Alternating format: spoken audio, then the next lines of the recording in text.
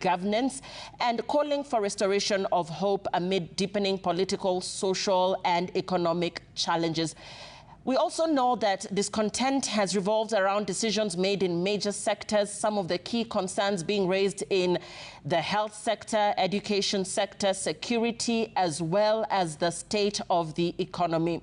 Now, religious leaders are also very strong in accusing the Ruto government of reneging on its promises, especially on issues such as security in the country, issues to do with abductions, disappearances and femicide. This, a thought that also lies within the human rights bodies and human rights groups, who also say that the Ruto government has been lax in addressing issues to do with abductions, disappearances and femicide. We will also be waiting to hear what the president speaks on the issue of the shift rollout.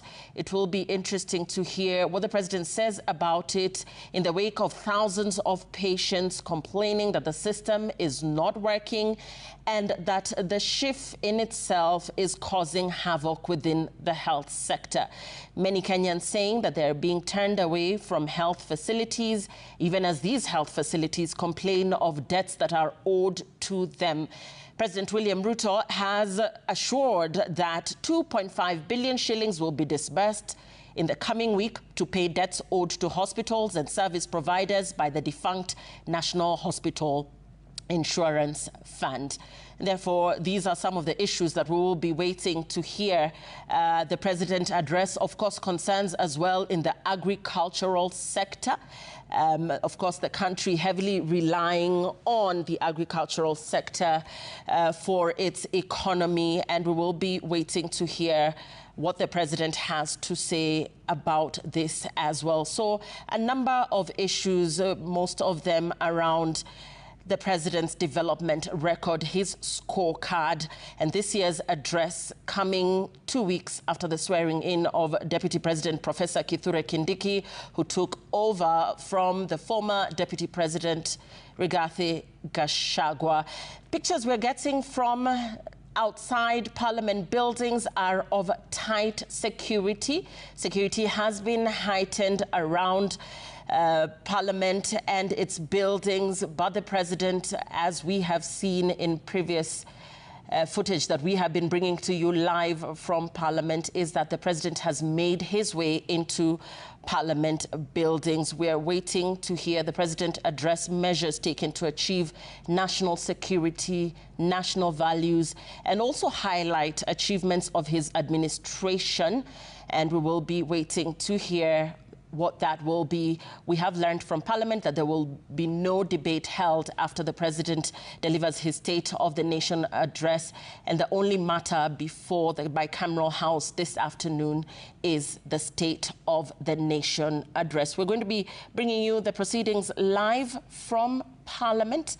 Our reporters are on standby to give us details surrounding the reactions from members of Parliament present, the National Assembly, the Senate, members of Parliament present and the Senate as well, this being a bicameral sitting, as we await the President's State of the Nation address, this being the 21st of November 2024. Let's listen in to what's happening within the August House.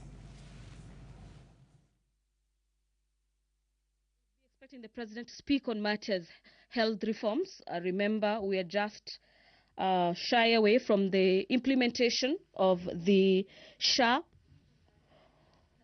or SHIF, if you may like, on matters to do with the transforming the health sector, and we'll be expecting the president to address the nation in regards to how his government is looking into transforming the health sector and ensuring that every other Kenyan is accessing their health rights as enshrined in the Constitution, as well as matters agriculture in the areas of farming as well as manufacturing.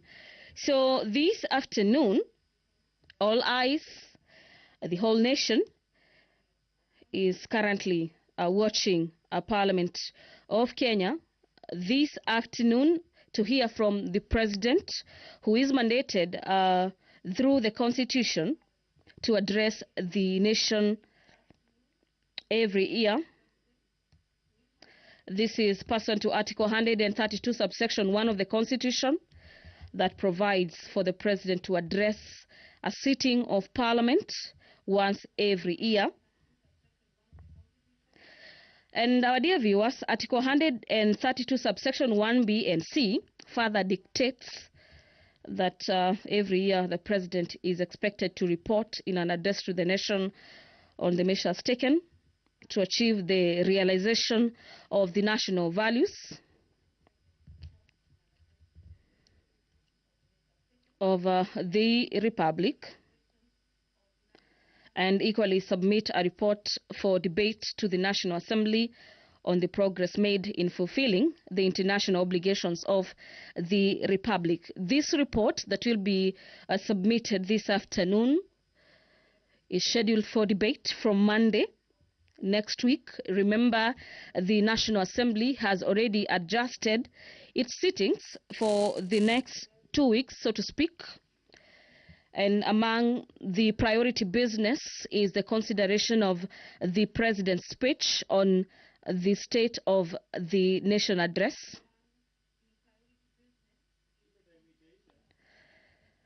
This year's address is coming technically about a fortnight after the swearing in of Deputy President Professor Kithure Kindiki.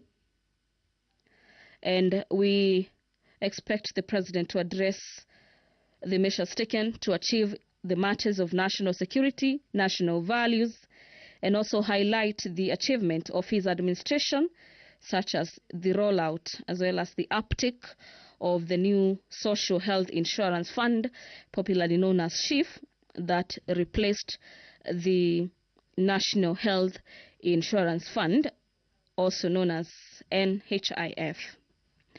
So the President is currently with the speakers of the National Assembly as well as the Senate, where the President is expected to brief them as well as sign the voters' book, bearing in mind that the President is a visitor today in the presence of Parliament. Thereafter, the President will be ushered into the chamber this afternoon by both speakers of the National Assembly as well as the Senate. I'm speaking about Speaker Moses Wetangula as well as the Speaker of the Senate, Honorable Amason Jeffer Kingi. Before them will be the Sergeant-at-Arms, and here I mean the key bosses of the matters to do with the proceedings of the both houses of Parliament, technically making their way into the chamber this afternoon. And immediately after, the Sergeant-at-Arms carrying the mace make their way or do that step into the chamber this afternoon. The members of the National Assembly, as well as senators present and dignitaries present this afternoon, will be alerted that the Honorable President of the Republic of Kenya is already ready to get into the chamber this afternoon and do exactly that, which is the address of the nation that will be preceded by the announcement or probably the notification by the Speaker of the Senate as well as of the National Assembly, who are expected to do a convocation.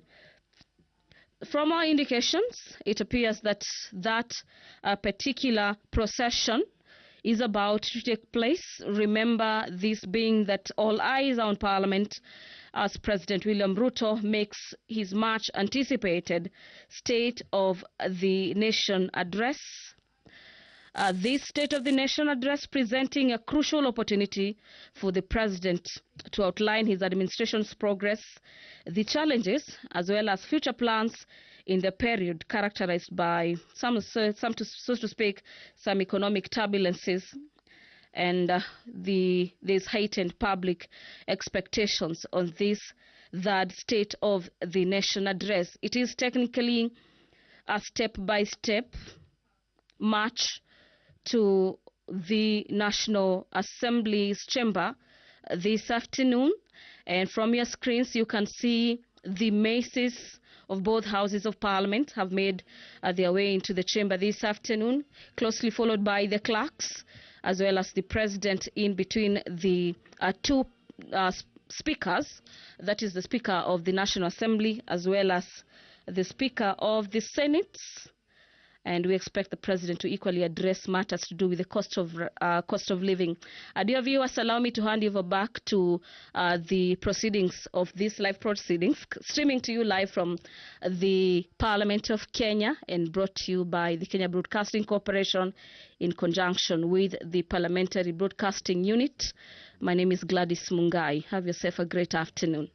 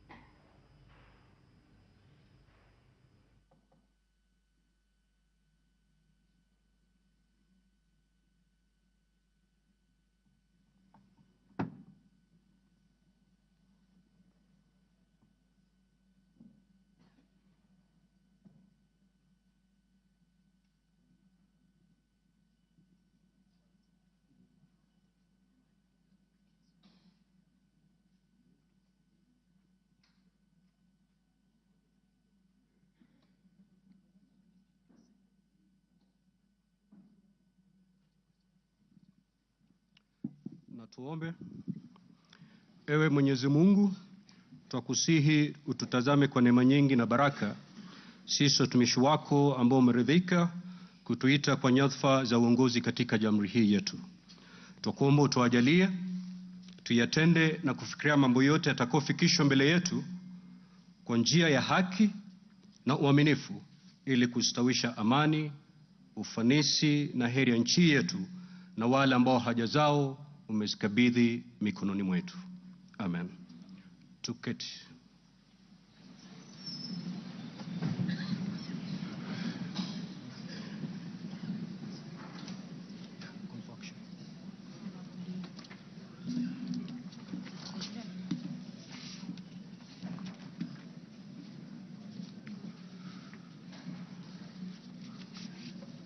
Order, honorable members. Let us all be seated. Thank you. Your Excellency, Honorable Dr. William Ruto, CGH, President of the Republic of Kenya and Commander-in-Chief of the Defense Forces, the Right Honorable Dr. Moses Wetangula, EGH, MP, Speaker of the National Assembly, Honorable Members of Parliament, distinguished guests, ladies and gentlemen. Article 132, Sub-Article 1B of our Constitution provides that the President shall address a special sitting of Parliament once every year and may address Parliament at any other time. Article 132, Sub-Article 1C of our Constitution further provides that the President shall, among others, once every year report in an address to the nation all the measures taken and the progress made or achieved in the realization of the national values referred to in Article 10 of the Constitution. In addition, Article 240, Sub-Article 7 of the Constitution requires the President in his capacity as the chairperson of the National Security Council to report to Parliament annually on the state of security in Kenya. In this regard, the Chief of Staff and Head of Public Service via a letter dated reference EOP/CAB.26/4A, Volume 4, into brackets 178, and dated the 9th of September 2024, informed the Speakers of the Houses of Parliament of the intention of His Excellency, the President, to address Parliament. Consequently, and upon consultation, the address to Parliament by His Excellency the President was scheduled for today, Thursday, the 21st of November 2024. Pursuant to Standing Order 25(2) of the Senate Standing Orders, I notified honorable senators of the place, date, and time of today's special sitting via Gazette Notice number 148/29, which was published in the Kenya Gazette on Friday, the 15th of November 2024. Further, together with the Right Honorable Speaker of the National Assembly, I notified all members of Parliament and the general public of today's special sitting via notices placed in 3 local newspapers yesterday, Wednesday, the 20th of November 2024. Accordingly, honorable members, this special sitting is properly convened. I thank you.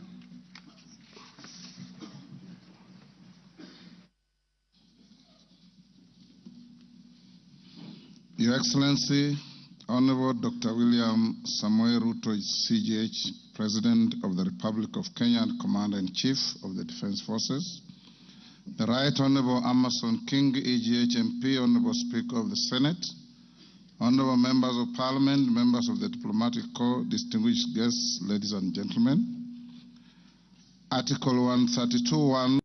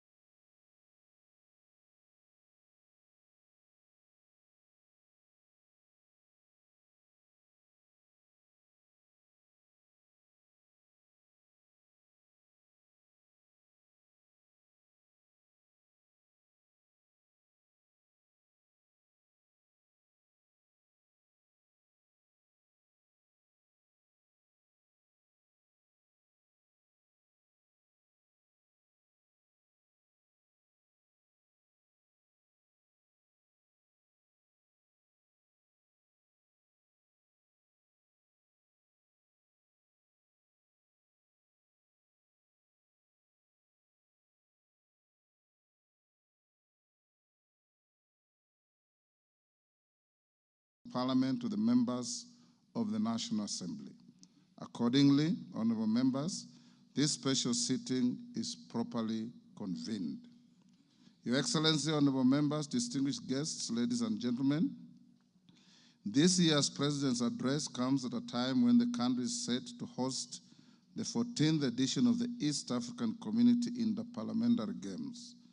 The Interparliamentary Games shall bring together participants from the member states of the East African Community and the East African Legislative Assembly, and are part of the deepening, widening, and tightening of the integration process.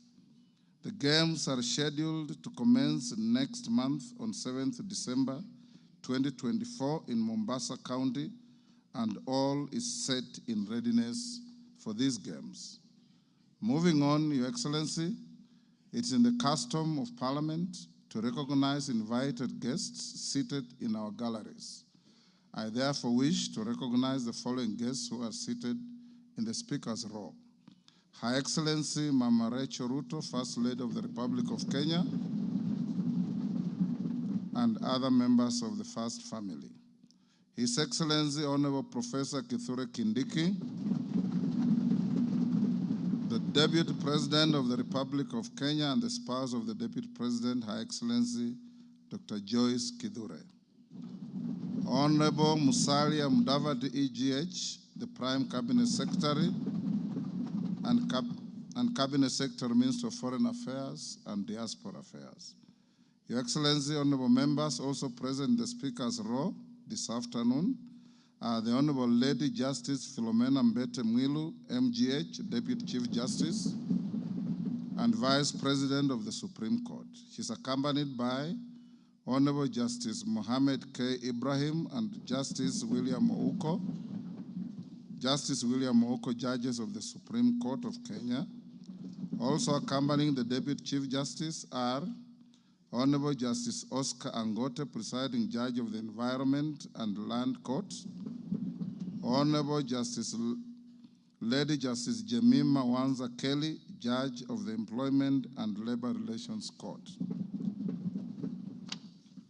We are also honored to have in our midst the immediate former speakers of the Houses of Parliament, the Honorable Justin Bedan Njoka Muturi, EGH, the Cabinet Secretary for Public Service and Human Capital Development, the Honorable Kenneth Marende, EGH, the Honorable Kenneth Makelo Lusaka, EGH, the current Governor of Bungoma County, Honorable Ekwe Ethro, and additionally, we also are pleased to be hosting a delegation visiting our parliament from the Republic of the Gambia. Your Excellency, allow me to also recognize the chairperson of the Council of Governors, who is also the Governor of Wajir County, the Honorable Ahmed Abdullahi, and the Honorable Johnson Sakaja, Governor of the City of Nairobi County. May I also accord special recognition to all Cabinet Secretaries present and particularly acknowledge 4 of them who are former ranking members of the Houses of Parliament, namely Aden Duale, EGH, former leader of the majority party in the National Assembly, Honorable Onesimus Murkomen, EGH, former Senate Majority Leader, Honorable John Badi, EGH, Honorable Opio Wandai, EGH,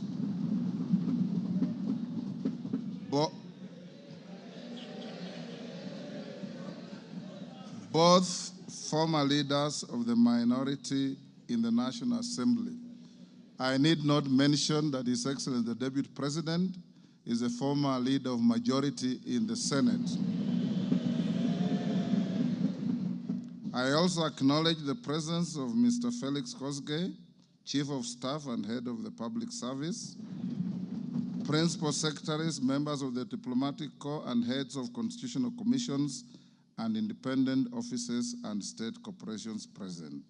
They are all welcome to the House of Parliament. Your Excellency, I wish to make a special welcome to Parliament and mention the Chief of the Kenya Defense Forces, General Daniel Kahariri, who is present, and the respective service commanders, the Inspector General of Police, and other leaders of our disciplined forces who are seated at the Speaker's row.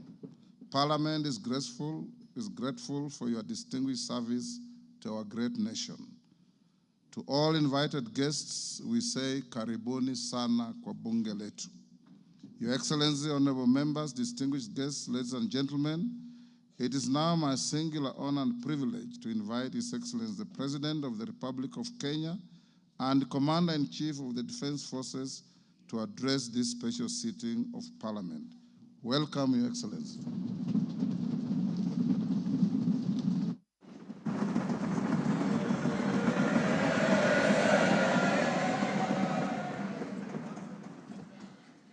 Thank you very much, Mr. Speaker. The Honorable Speakers of Parliament, the Honorable Members, distinguished ladies and gentlemen, I'm honored to address you today in the fulfillment of the mandate vested in me under Article 1321C of the Constitution to report to you and to the people of Kenya on the measures we have taken and the progress we have made in realizing our national values and principles of governance, and to submit to you, honorable members, the progress made in fulfilling our international obligations. Since my last address, Kenya has undergone rapid change, occasioned by the collective awakening of the people in the understanding that the state of nation depends on the work we do individually and collectively.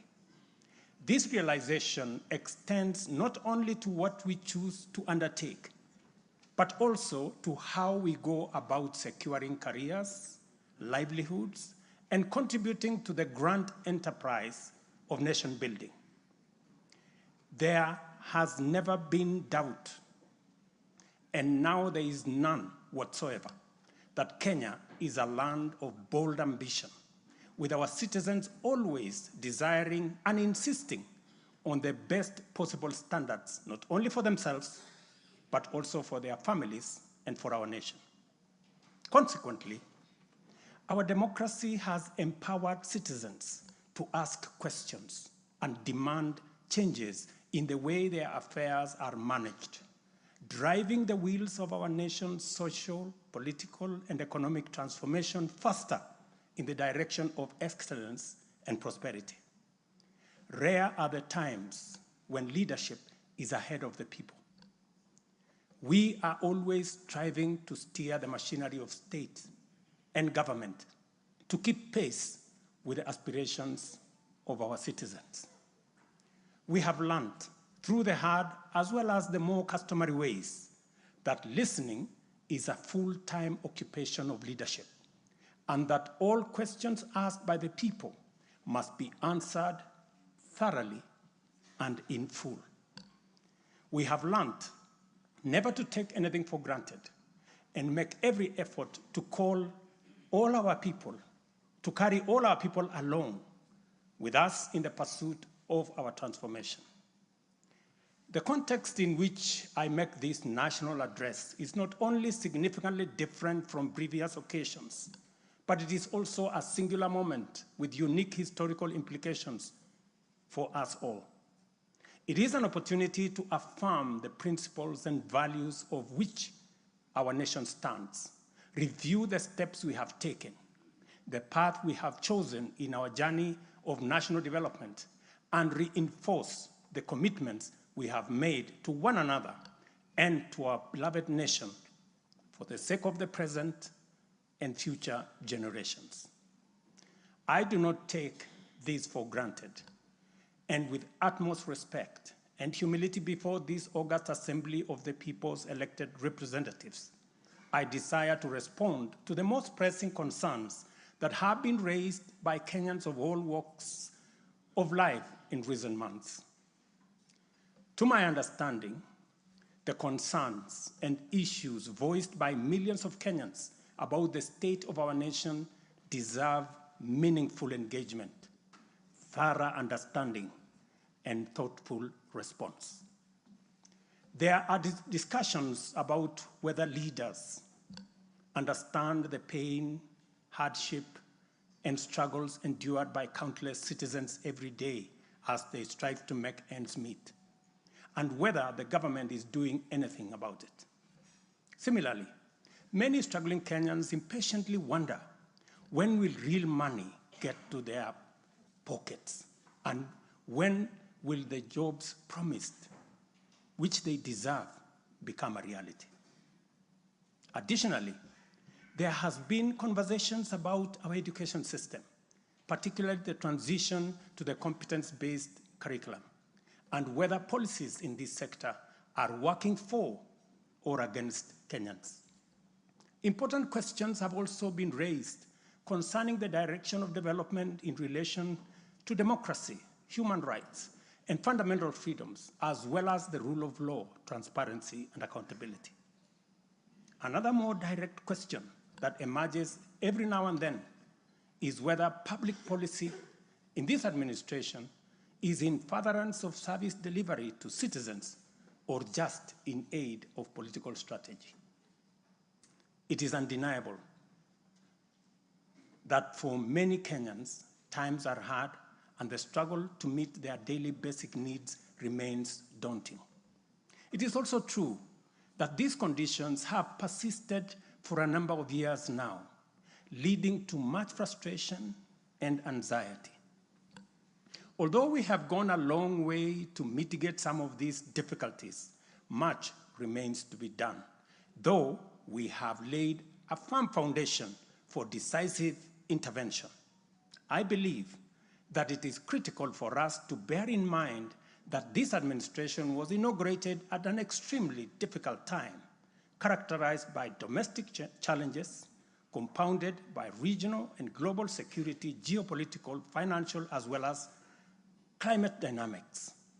As a result, in 2022, the country's total debt burden was not only immense, but it was also stacked up in the most burdensome manner, leaving very little room for investments in public service or development of critical infrastructure.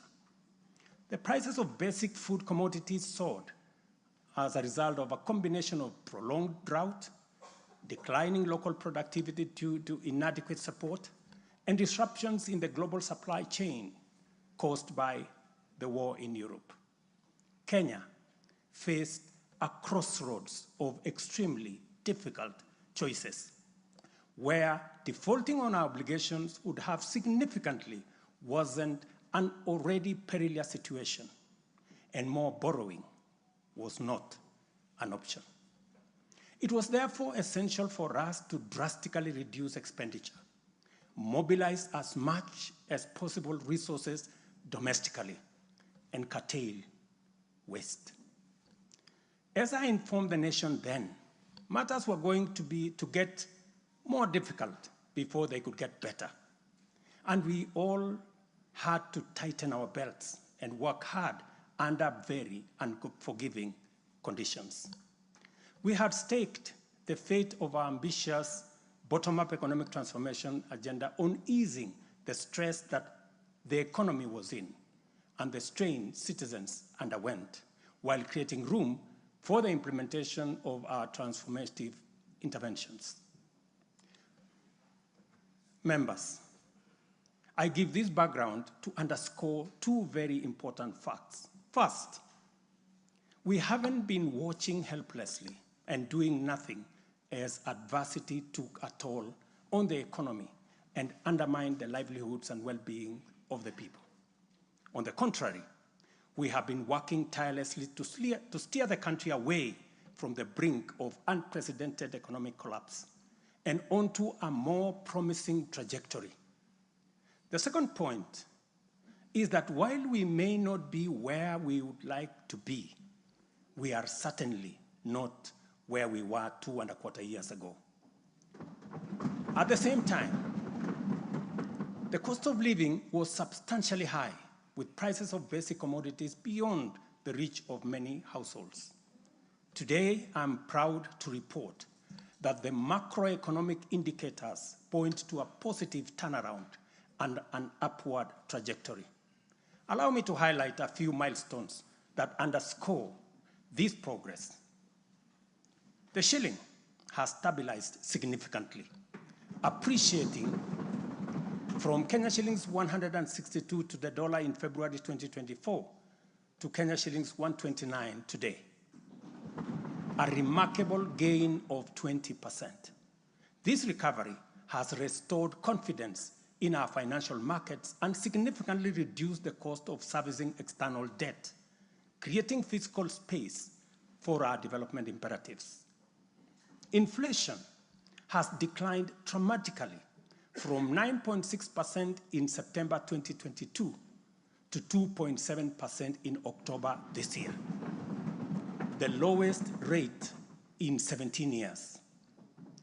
This achievement has been the consequence of favorable weather and our deliberate efforts to support farmers with affordable inputs, including subsidized fertilizer, leading not only to increased production but also productivity and lowering the prices of many cereals, including maize, pulses, such as beans and peas. Our foreign exchange reserves have surged by US dollars 2.4 billion to hit a new record of US dollars 9.5 billion, providing a 4.8 month of import cover, the highest in 10 years. This resilience yields us or shields us from external shocks in the global economy and restores investor confidence. Ladies and gentlemen, interest rates are also trending downwards, reducing borrowing costs and freeing up fiscal space for growth-enhancing initiatives by business. Tax revenues have grown by 11.5% in the year to June 2024, reflecting the success of our tax-based expansion measures. The economy continues to grow steadily, recording a 5.6% growth rate in 2023, among the highest globally.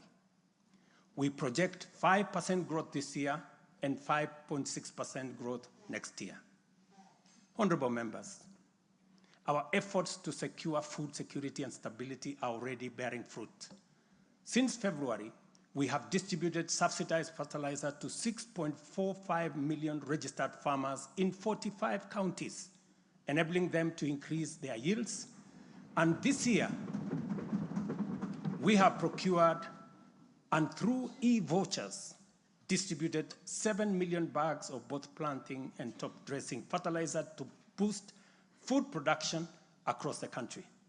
This intervention will see a projected increase in maize production, for example, to a record 74 million 90 kilogram bags. We have also concluded long-term agreements with 11 suppliers of assorted fertilizers so as to make this commodity available all year round. Fertilizer for the long rains season will be stocked in outlets nationwide, ensuring our farmers are ready to plant, grow, and produce. This forward momentum will not only increase our agricultural output, but also reduce our reliance on costly food imports, securing a more self-reliant and a more prosperous Kenya.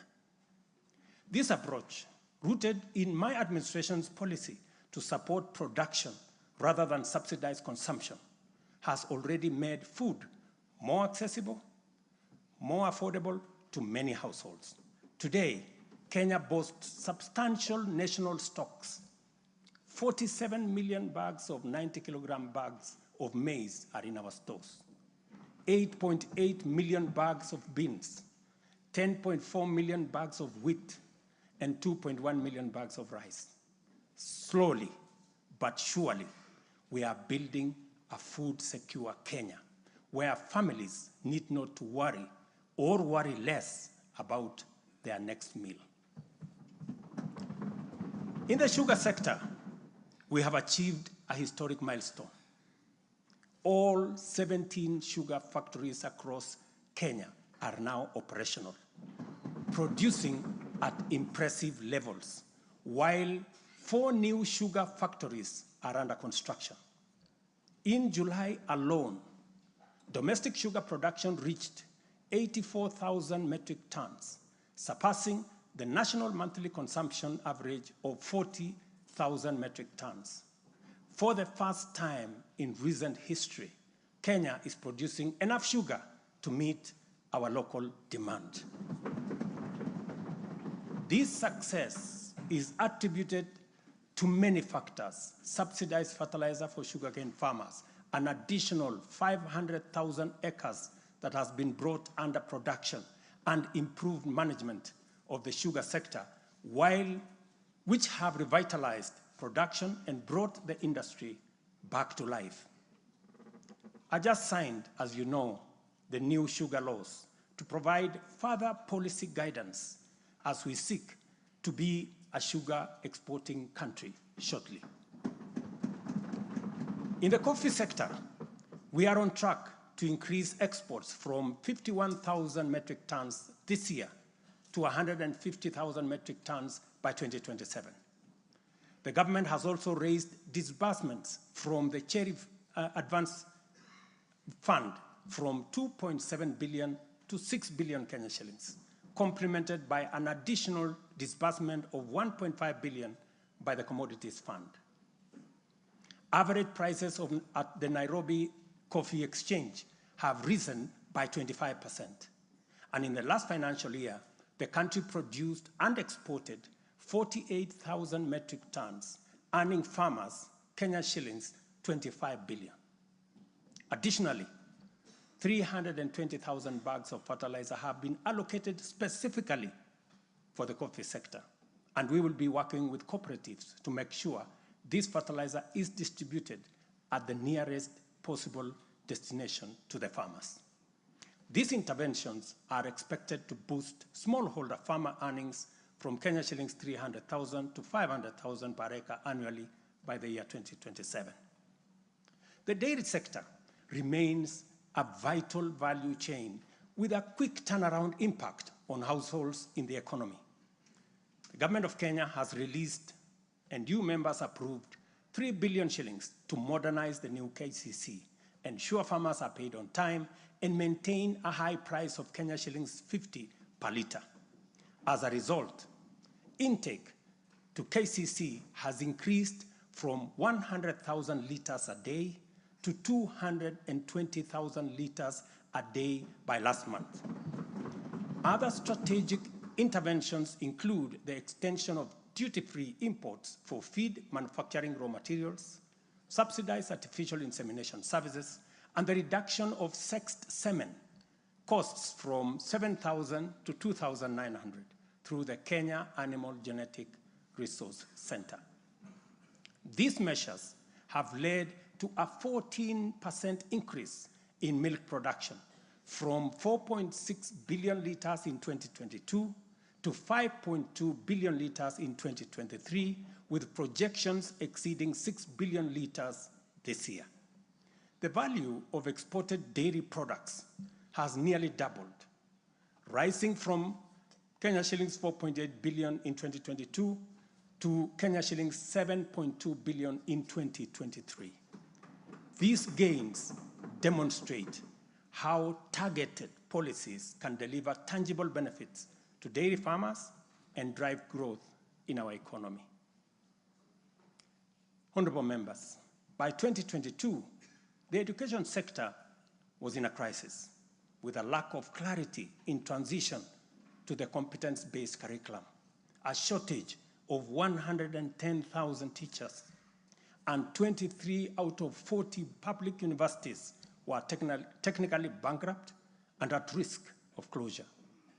Among those facing severe challenges were huge institutions such as my own alma mater, University of Nairobi, Kenyatta University, Moi University, Egerton University, Maseno University, Masinde Muliro University. To address this issue in our education sector, we have already hired, as you know, members, 56,000 teachers and are in the process of recruiting another 20,000 by January next year. We have also ensured the seamless transition of learners from primary to junior secondary and domiciled grades 7, 8, and 9 in primary school, optimizing the use of existing infrastructure, ensuring the safety of young learners, and protecting parents from the high costs associated with boarding schools far away. Recognizing the financial challenges faced by our universities and TVETs, we introduced a new student-centered higher education funding model. This model gives priority to the most vulnerable students, offering them up to 95% government support, while also pulling our universities back from the brink of collapse. The remaining challenges for a few universities, like Moi University, are related to internal administrative and governance issues, which I have given firm instructions that they should be addressed. To further enhance access to higher education, we launched the Open University of Kenya, and this House approved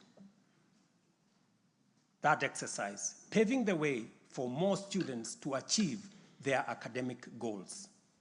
The institution's first cohort of students is scheduled to graduate next week on the 29th of November 2024.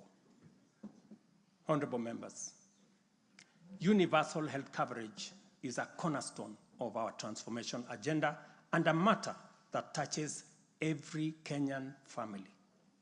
Despite health being a devolved function, we acknowledge the immense financial burden that comes with health. Counties have struggled with shortages of medicine, equipment, sometimes staff, hindering service delivery and leaving countless Kenyans with suboptimal access to health care. It would have been easy for me to step back and leave this responsibility to counties alone. But that would have been a disservice to Kenyans and a betrayal to our Constitution. Instead of engaging in debates about healthcare being devolved, I have chosen the hardest but necessary path of addressing this challenge head-on. Health delivery is not just about fulfilling a constitutional mandate by whatever level of government. It is about ensuring that healthcare is not a privilege for the few who can afford and a pipe dream for the many who cannot.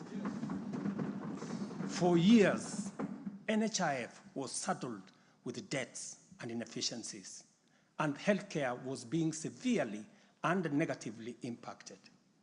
For far too long, too many households have lived on the edge, just one illness away from financial catastrophe. Our healthcare system has historically neglected the poor and vulnerable, leaving them without any option, while private sector medical covers remained out of reach for the majority. This is precisely what we will correct through the provision of universal health coverage. This agenda is not just about a promise. It is about a bold commitment to deliver health through transformative financing reforms, making healthcare accessible and affordable, digitizing our healthcare services to enhance efficiency, eliminate fraud, and stop corruption, and to empower a skilled and motivated health workforce. To honor our commitment on the universal health coverage, I signed into law 4 groundbreaking legislation on the 19th of October, passed by this August House. The Social Health Insurance Act replaced the outdated National Hospital Insurance Fund and established the Social Health Authority, which oversees 3 essential funds. This modern framework ensures that every Kenyan, especially the most vulnerable, can access quality healthcare services when they need it most. The shift from the National Health Insurance Fund model to Taifa Care is fundamental and radical in both scale and character. NHIF, if I give you a bit of example, NHIF served a few salaried Kenyans and those who could afford to pay. But Taifa Care covers every Kenyan, regardless of employment or financial status. Secondly, despite serving a limited class of citizens, NHIF nevertheless accumulated billions of shillings of debt because of misalignment between contributions and the actual cost of healthcare. Taifa Care has undertaken an accurate costing of all healthcare-related goods and services in order to provide timely, effective, and efficient service to every Kenyan that is affordable. Additionally, the NHIF had a waiting period lasting between registration and eligibility for service. I think it was like about 3 months. Under Taifa Care, citizens are eligible for all services upon registration. I therefore urge every Kenyan to take the most important step in securing dependable health care for themselves and their families. Register. Register now or at the earliest possible opportunity. Honorable members, for the first time in our nation's history, free primary health care is increasingly becoming available at dispensaries, health centers, and hospitals. Ambulance and emergency services are also slowly but surely being made available at no fee. Under Taifa Care, we have introduced a comprehensive benefits package that brings specialized care, such as cardiothoracic surgery, within reach for many Kenyans without the burden of financial strain. Through the Digital Health Act, we are revolutionizing healthcare delivery. Every step of the process, from registration, eligibility checks, to claims, is now digitized.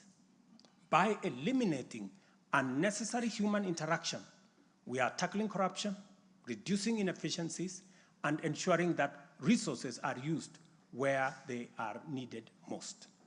As a result, the good news, SHA will pay all October claims in full by next week. And it will continue like that going into the future. To date, over 15 million Kenyans have enrolled in Taifa Care, and more than 60% of employers have successfully transitioned into its framework. The newly established Social Health Insurance Fund empowers citizens to contribute towards accessing a broad range of healthcare benefits. This represents a seismic change from the old reactive healthcare model to a forward-looking system that prioritizes prevention and preparedness. Once the transition from NHIF is complete and SHIP becomes fully operational, Kenya will have a healthcare system that guarantees dignity, peace of mind, and equitable access for every citizen for the first time in our 60 years of independence. Honorable members, we have launched an ambitious healthcare program, one that Kenya has always needed and deserved. Like any major transition, there are challenges, but I promise you, we are fully committed to making the system work. As we roll out this program, we are listening to citizen voices and collaborating with counties to deliver better healthcare services. Through the Facility Improvement Fund, which you in this House passed, we will ensure that hospitals are equipped with the tools they need, medicine, equipment, and other resources necessary to provide quality care, while involving citizens in decision-making at every facility. We are now doing the heavy lifting, clearing decade-old debts, ensuring access to medicine and equipment, and stabilizing a system that had failed too many for too long. We are building a healthcare system that serves every citizen with equity and dignity. Over the past month, we have disbursed Kenya shillings 5 billion to settle historical debts owed to the public, private, and faith-based medical facilities, some of which have been pending for over a decade. Another 3.7 billion will be disbursed tomorrow. This underscores our commitment to ensuring uninterrupted delivery of healthcare services, and we will continue to clear the remaining balances in a phased-out approach over the coming months. This sustained effort aims to restore confidence in the healthcare system and ensure seamless access of quality services. Honorable members, there is a compelling body of data projecting that not only is the future of humanity urban, but also that Africa has the fastest rate of urbanization. Kenya is no exception, and in fact, many of our counties are urbanizing rapidly. Dear Kenyans, we have a date with an urban future, and the only choice we have is what this urban future will look like. Will it be characterized by decent, dignified, safe, and livable neighborhoods and communities? Or will it be haphazard, unsanitary, unsafe slum dwellings? This is the fundamental question that our affordable housing plan seeks to answer.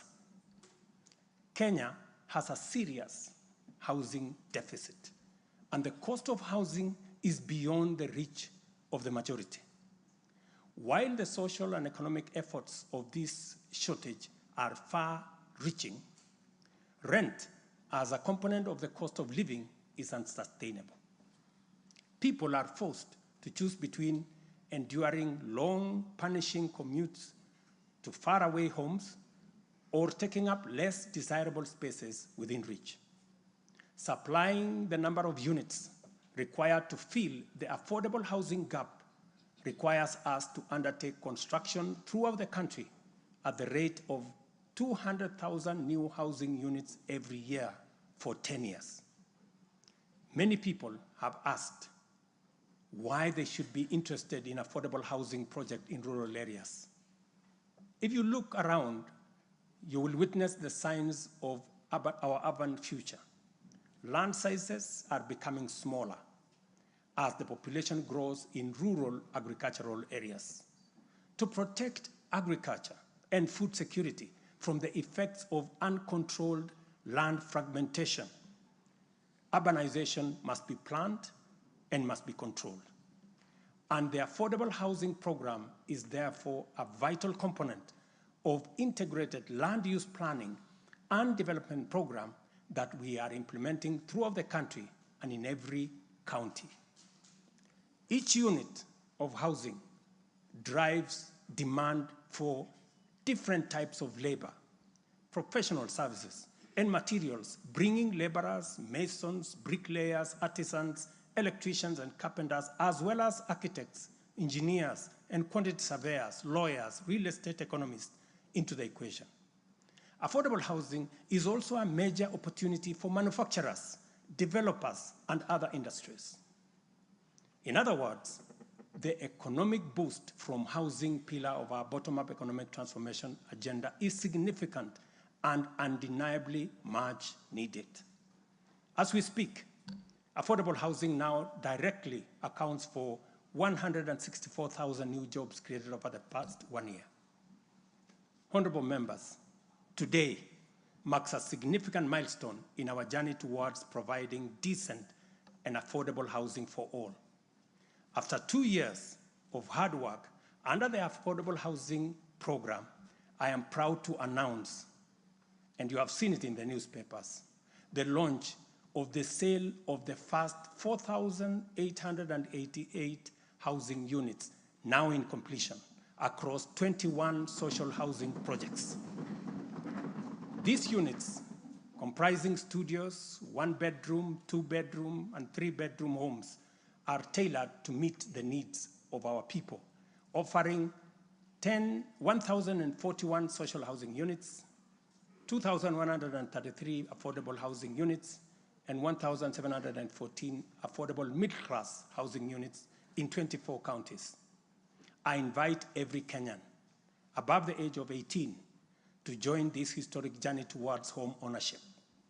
Guided by our principle of fairness, one ID, one house, every eligible Kenyan is encouraged to express interest, visit these developments, view the show houses, and engage with on-site staff who are already too willing to assist.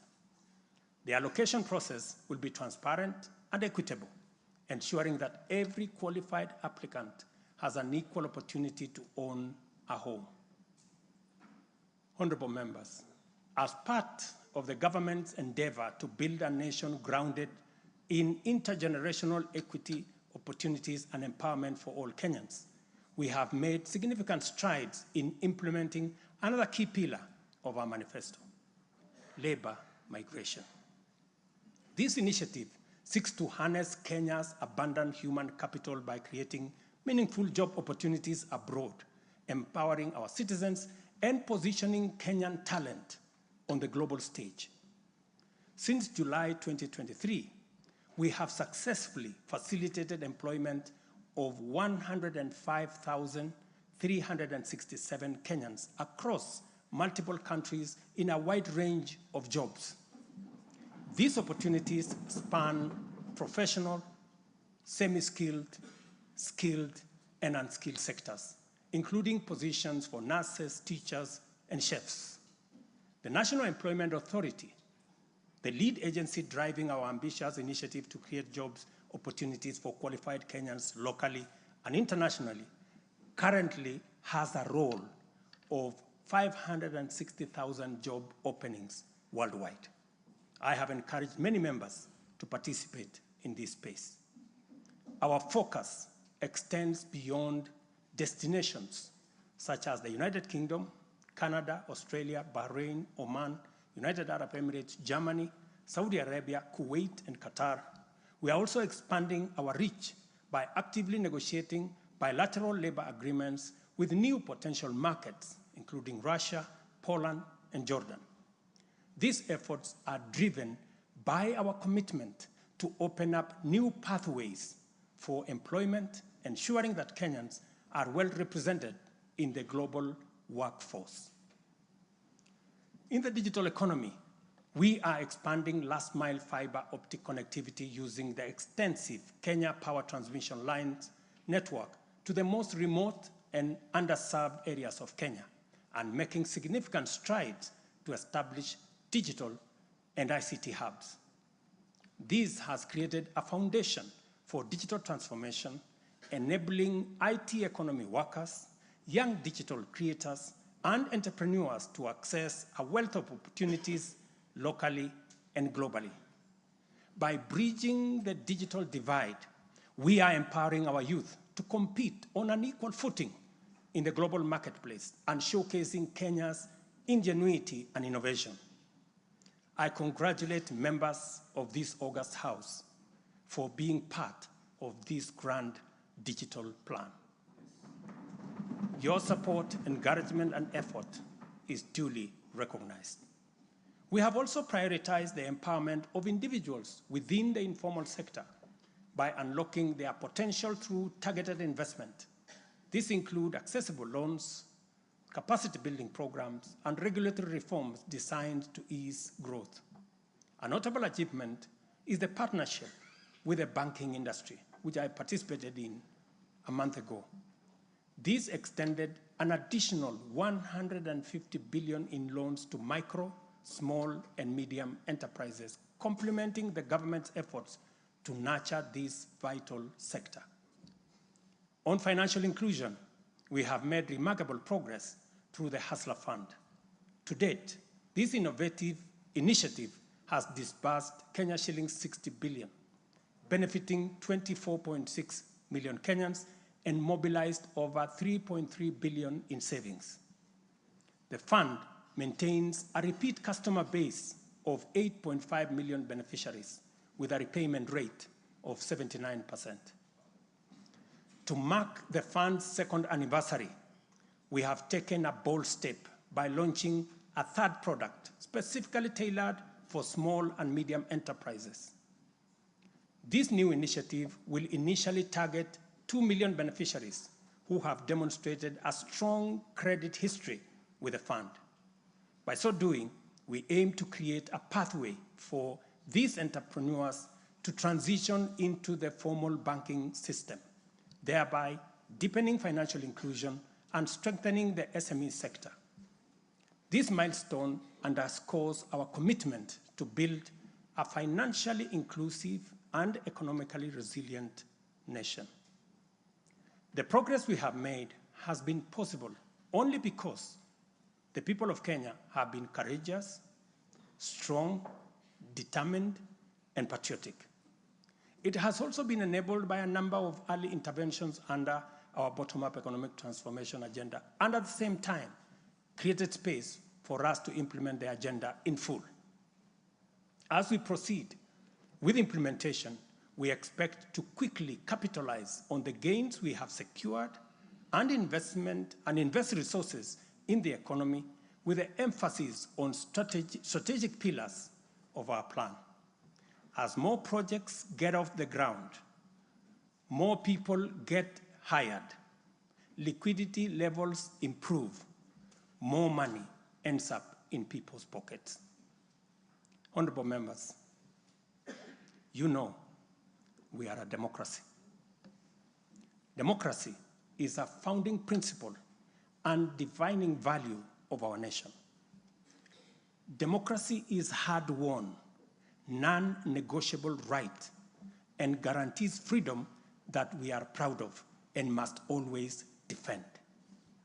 Our national democratic culture expresses itself energetically through robust discourse, boldly speaking truth to power and holding leadership to account.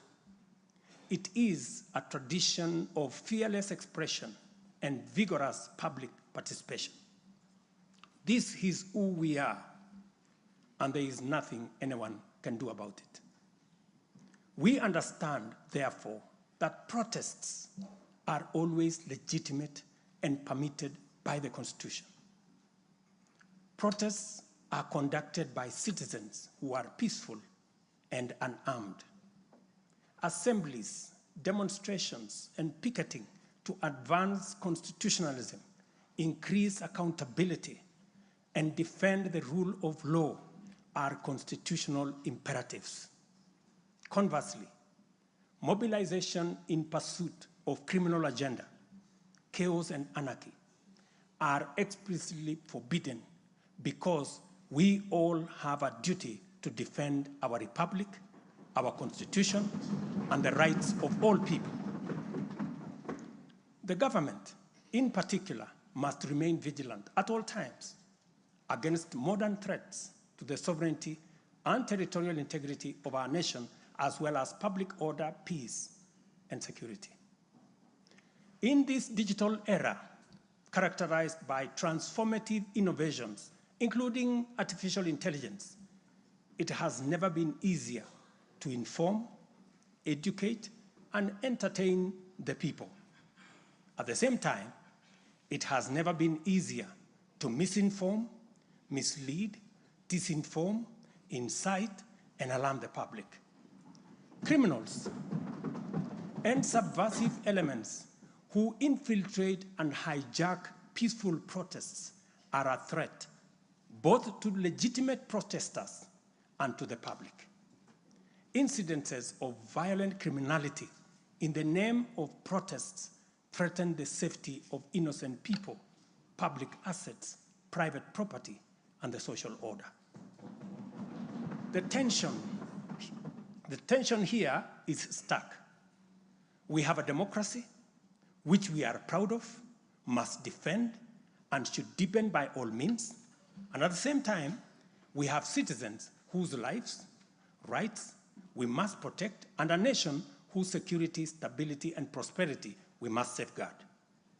The task at hand is complicated if citizens and state agencies dilute the distinction between the lawful and the criminal, the just and the unjust, thereby making it difficult to tell protesters and security officers from bandits, gangsters, and criminals.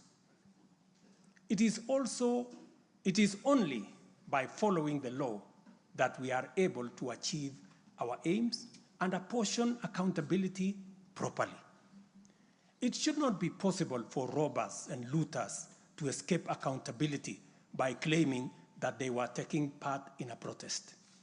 Likewise, it should not be possible for security officers to wound, maim, or even kill citizens and claim that they were engaging violent criminals.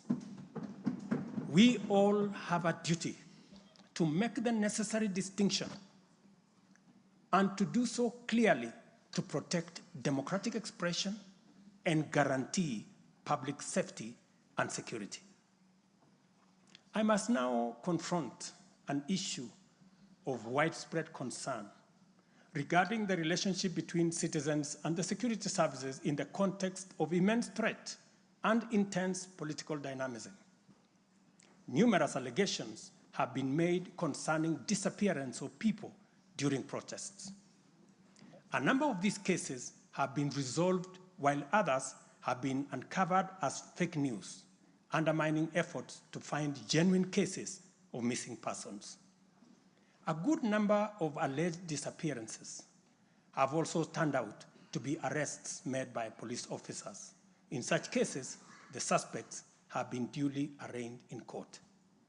I must, however, make it very clear that there is no attempt to justify or excuse illegal arrests. Such would be a serious threat to the life and liberty of citizens. I condemn any excessive or extrajudicial action which puts the life and liberty of any person at risk, including disappearances and threats to life. I urge all Kenyans with information about such cases to forward the information to the Directorate of Criminal Investigation and to IPOA, where they suspect members of the police service to be implicated. I am aware, for example, that many of the cases that have been raised are being handled by the Independent Police Oversight Authority, an important step in accountability and justice. Many citizens, as well as various organizations representing and championing women's rights and welfare, have expressed concern about gender-based violence and the increasing cases of killings of female victims by male criminals motivated by primitive expressions of gender-based brutality and impunity. Left unaddressed, these incidents will cause the women of our nation to feel increasingly unsafe, even in their own homes. This is both tragic and unacceptable. It also complicates, in disturbing ways, the struggle by Kenyan women for inclusion, for equality, for dignity, social justice, their rights, their protection, a section of our society that has been marginalized for a long time. I am aware that most of these cases of murder of women by men have been investigated and prosecuted. It is my hope that in due course, those found culpable will face the full force of the law. Members, it is time for each of us, political leaders, public officers, religious leaders, traditional institutions, and family members, to do our part in raising boys into morally upright men who will never need to affirm their masculinity at the expense of women. But instead, contribute to making our society just, safe, equal, and inclusive. I appreciate women leaders who have taken time to engage me and propose solutions to address this issue. I have held discussions with other leaders in government, and I have tasked the Deputy President to reach out and facilitate collaborative, broad-based, and multi-sectoral deliberations and recommend effective and radically transformative and affirmative action within the next 6 months. This Parliament will recall that early in my tenure, I engaged the leadership of both houses with recommendations on a working formula to actualize meaningful inclusion of women in national leadership. We must seriously question the drivers and the motives of resistance and reluctance to take the next step in actualizing the 2/3 gender rule. We must call out those who continue to sabotage this right of women to contribute to the governance of our nation. Women are not second-class citizens. They deserve equal representation at all levels.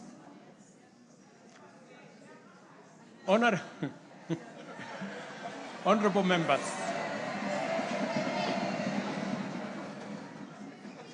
without a doubt, honorable members, without a doubt, every shilling of our national revenue matters and must be used to deliver maximum value to Kenyans.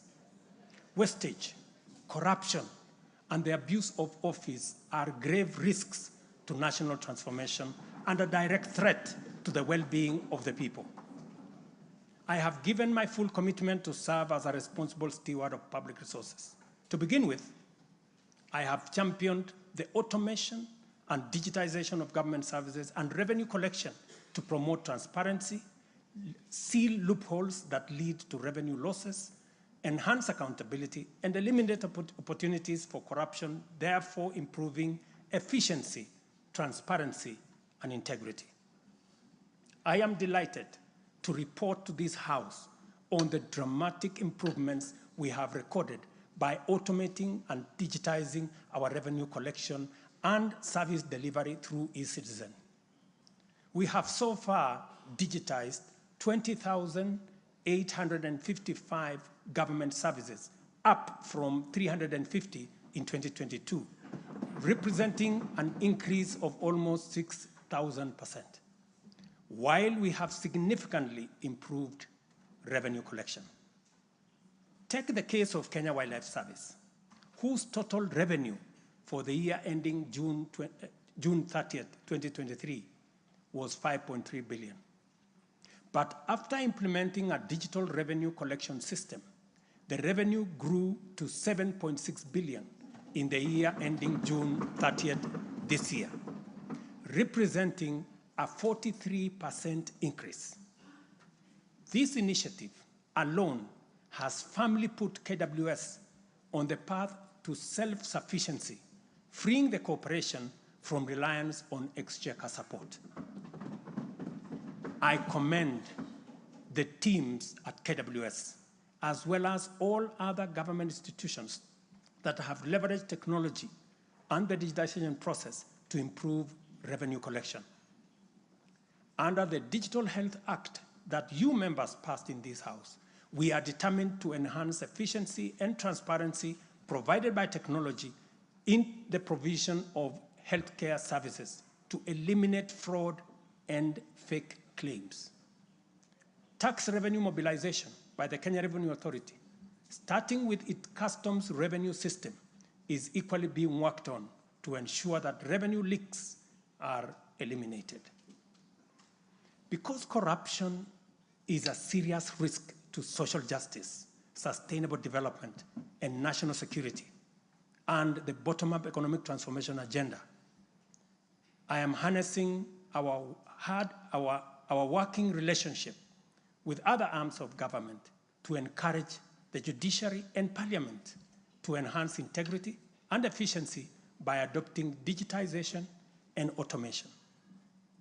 As I do so, I must caution that all these measures will only achieve intended results if, and only if, the institutions charged with combating corruption and promoting efficiency and integrity stop hiding behind the transparent screen of independence and rise up to meet the people's expectation on matters integrity. Let me say this. It cannot be the case that the Director of Public Prosecutions keeps dropping cases because somehow they are unable to produce witnesses. It cannot also be the case that corruption suspects rush to court to obtain anticipatory bail that shields them from due process and enables them to compromise investigations. There is also no reason for corruption cases to drag in our courts for years, when the same courts are able to determine election petitions and related disputes within 6 months. Members, it is also unacceptable for the Houses of Parliament to deny the nation a much-needed instrument in the war against corruption by continuing to sabotage the passage of the Conflict of Interest Bill.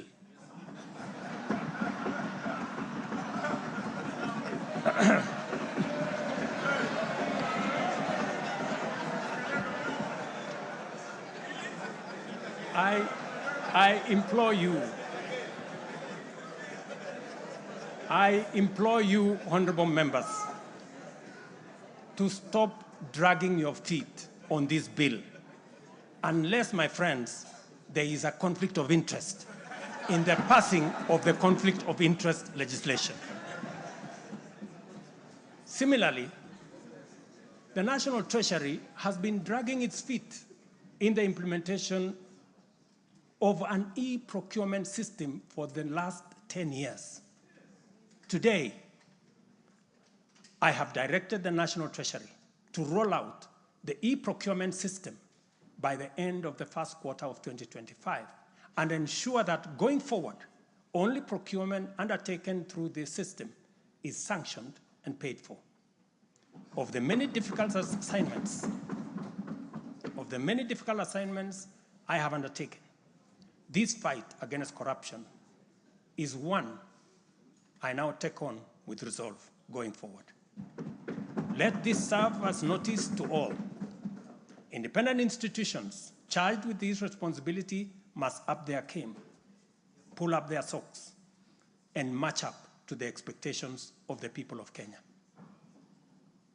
Honorable members, I have stated in the past and now reiterate today that in the face of undisputed evidence or credible information on corruption, I will not hesitate to take decisive action. Accordingly, I now direct, in furtherance of the principles enshrined in Article 10 of the Constitution on transparency and accountability, and based on new information provided by investigative agencies and partner nations, that the procuring agencies within the Ministry of Transport and the Ministry of Energy and Petroleum immediately cancel the ongoing procurement process for the JKIA expansion public-private partnership transaction, as well as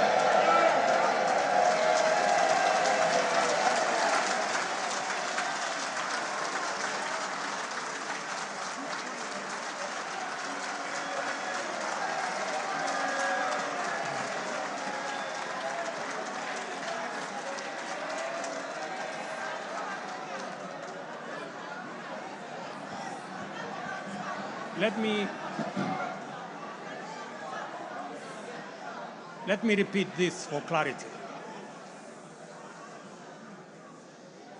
I have said that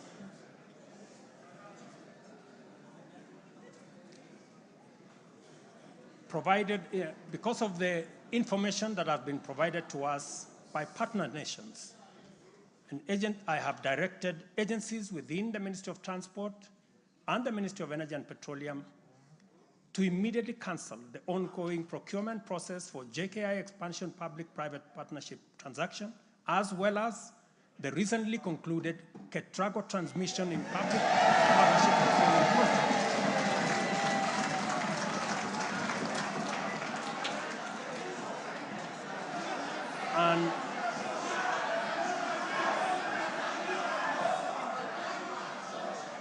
And immediately commence the process of onboarding alternative partners, because these are important projects.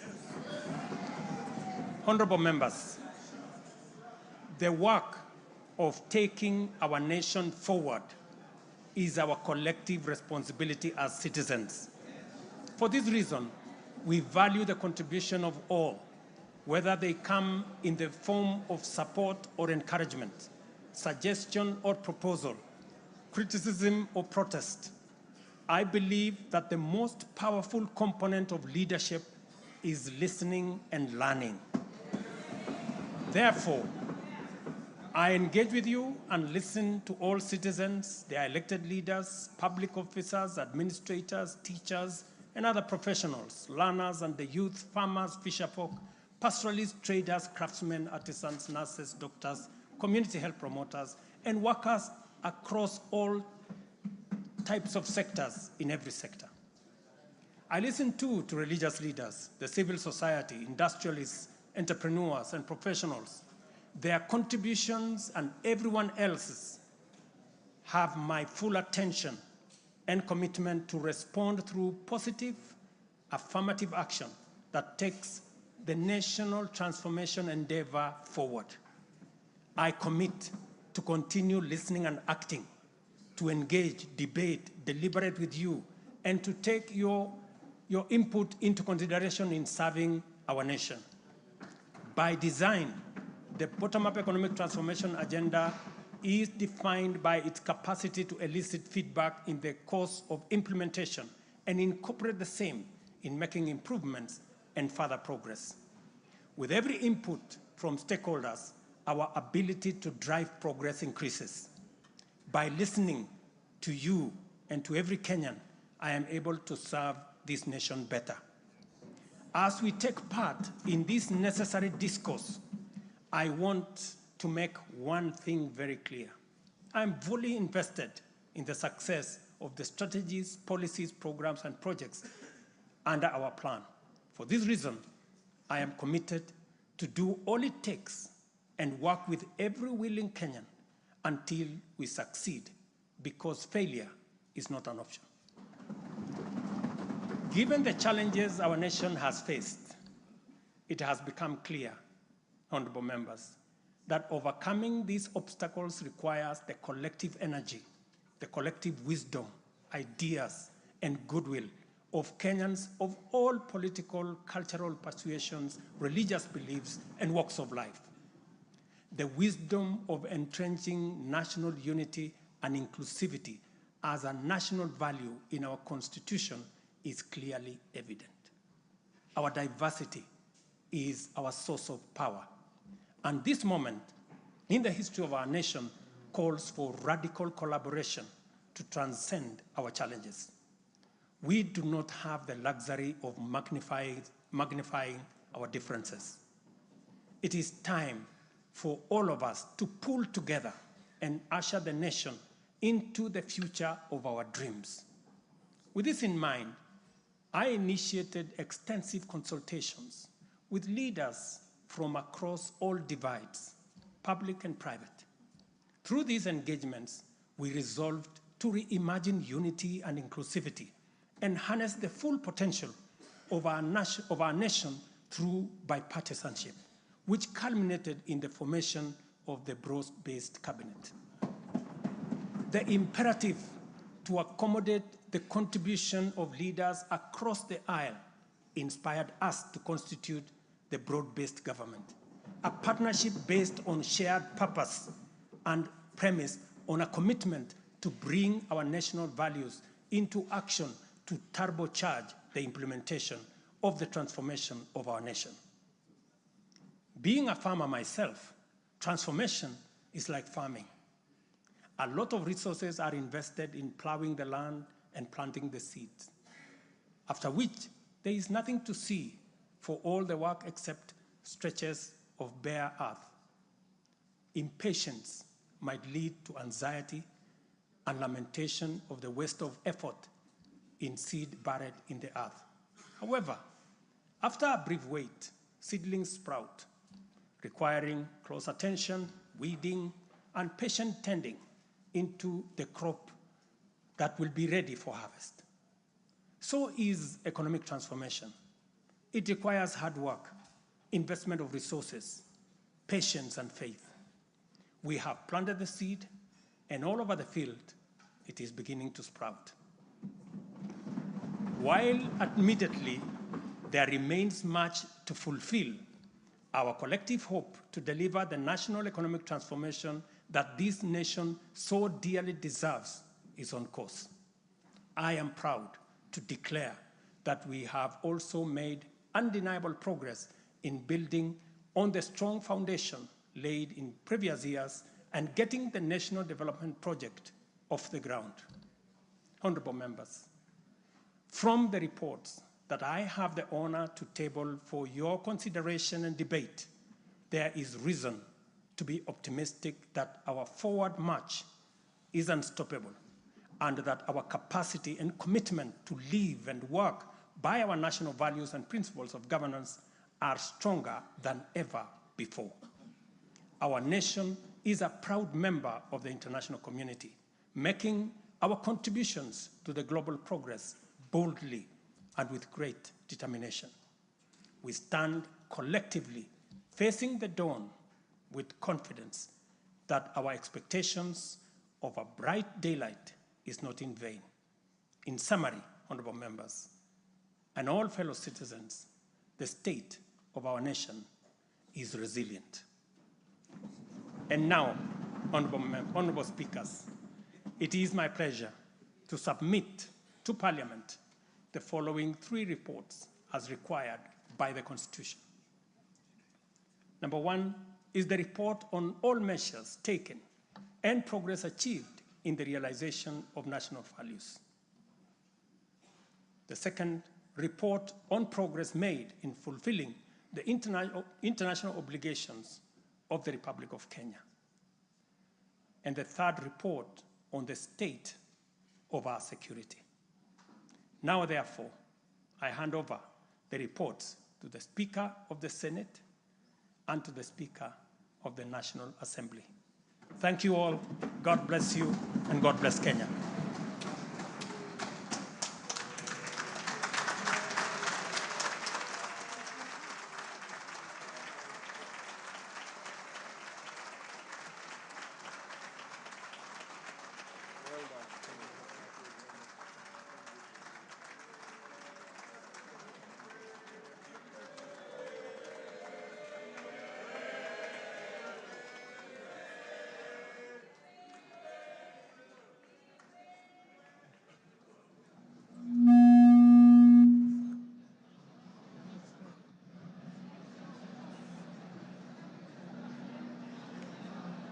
Order, honorable members, Your Excellency the President, the Right Honorable Speaker of the National Assembly, honorable members, distinguished guests, please be upstanding.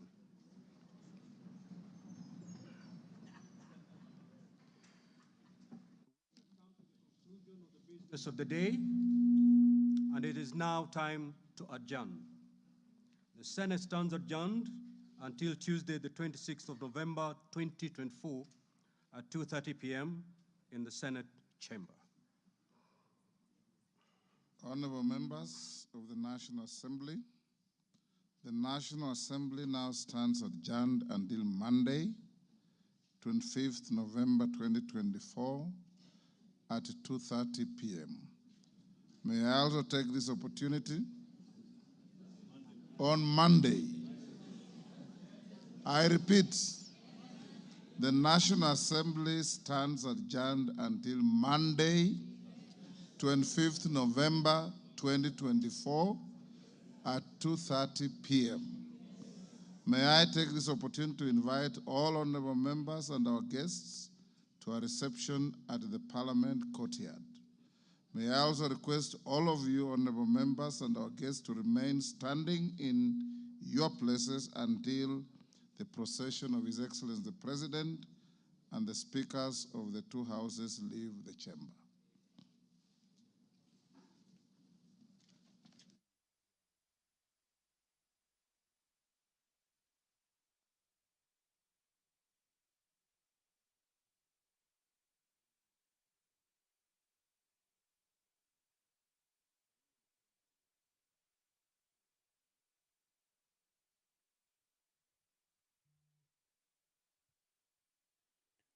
Well, how dear viewers, that marks the end of the third State of the Nation address by the President of the Republic of Kenya, President William Ruto, who has just concluded his third State of the Nation address as required by the Constitution.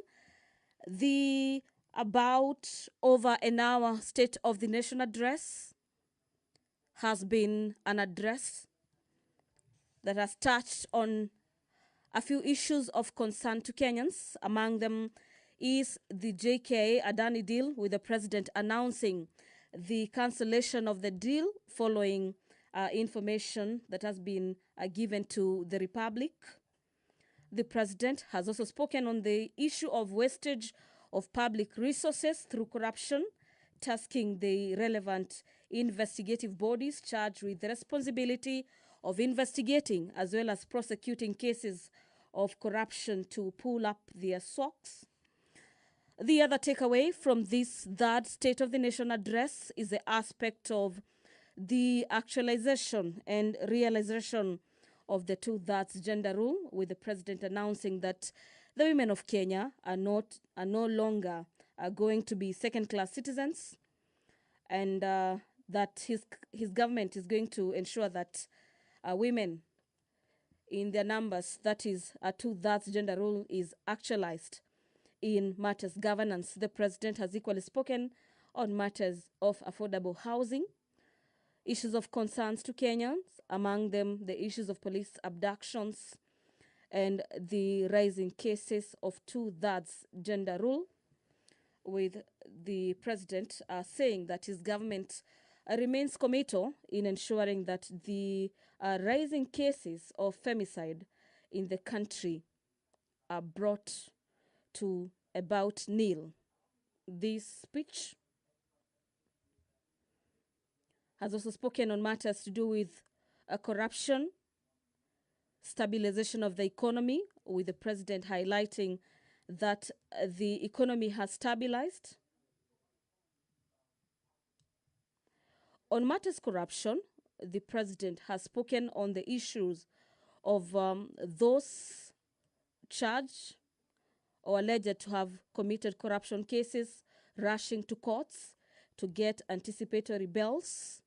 The president says that is compromising matters investigation and derailing justice to the public, owing to the fact that their monies has been stolen by a few persons expected to uphold the integrity of the offices that they hold.